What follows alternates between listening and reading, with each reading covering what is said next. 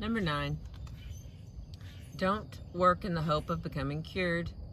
When you draw a bow, you don't hold 2 arrows.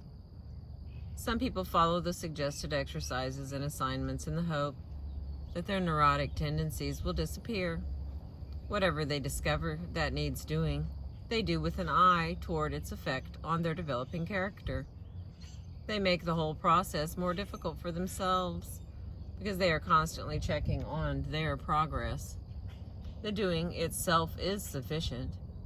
The realistic looking at the real world and constructive action on it, that combination is adequate, is growth in itself. Those who practice in order to develop joyful satisfaction in doing everyday tasks are trying to hold 2 arrows as they draw their bow.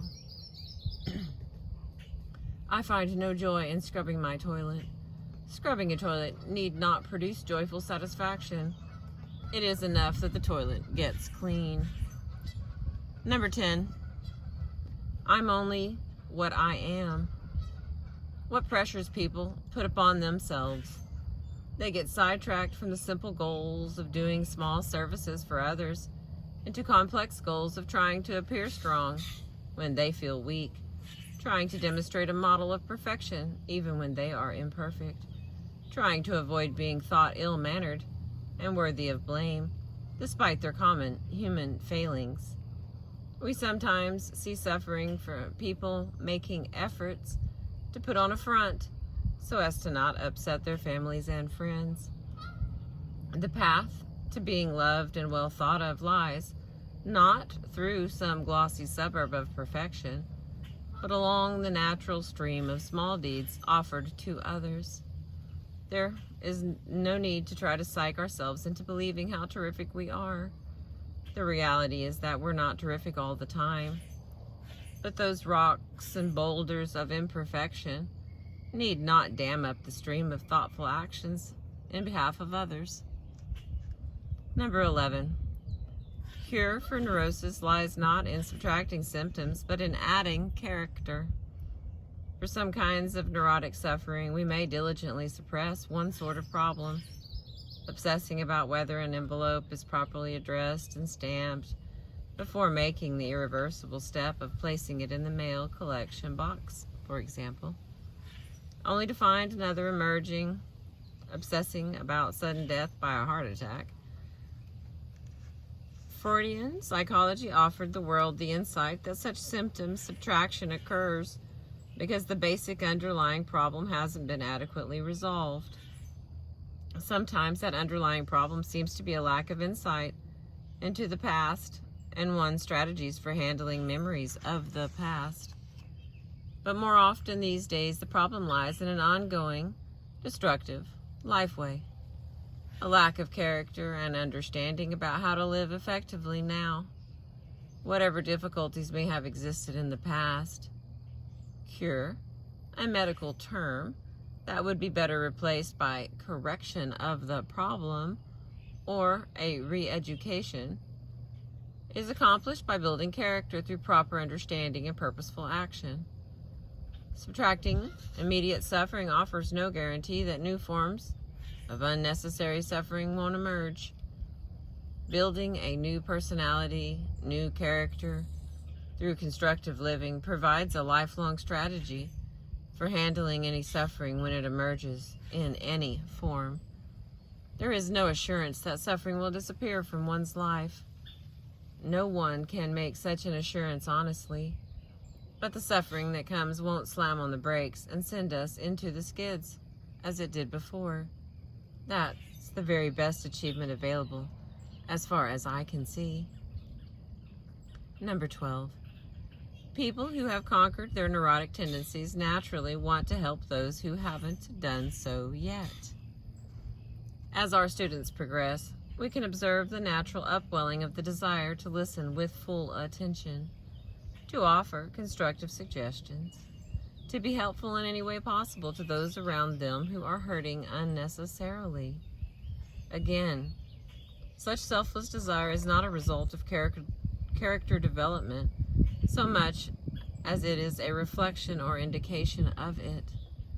In other words, one doesn't develop one's character and then act to help others. The action is the character development. In the depths of neurotic existence, there is no energy or attention for genuine consideration of others' problems. But as the self-centeredness clears, students begin to notice the agony of others. They identify with it, seeing the similarity with their own former state, and they know a way to escape it. They have walked, are walking away from avoidable misery. Some desire to join groups, write about their experiences, counsel others, and otherwise begin to try to return to the world something of what they have received. I am not writing here of any religious zeal. There is ordinarily no fervor to spread the word. That fervor, too, would be obsessed with the end result in a way that constructive living is not. Instead, there is just the ongoing concern to do well, whatever comes up that needs doing.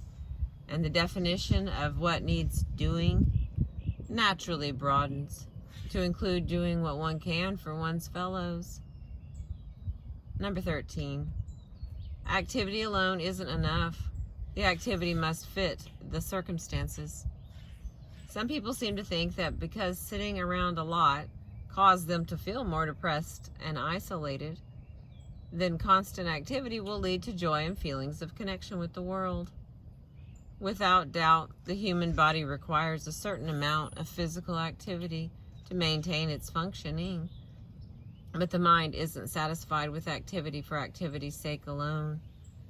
Furthermore, activity for the sake of escape and distraction from neurotic symptoms provides, at best, only temporary relief. In our approach to enriched living, the goal is to fit our activity to the circumstances we encounter. As always, I must remind the reader that the term fit doesn't imply any passive accommodation to circumstances. Sometimes our surroundings require of us active opposition, but always our action must take careful account of what reality presents to us in the moment. Scattered, unfocused activity is as unhealthy as inactivity. The values underlying our life strategy include a recognition of the naturalness of any circumstance in any feeling state, and an underlying goal of maintaining respect for and harmony with the situated reality in which we find ourselves in any given moment. Again, there may be harmony in protest too. What is dangerous and ineffective is to ignore or deny the natural reality that presents itself to us while we concentrate on our own internal state.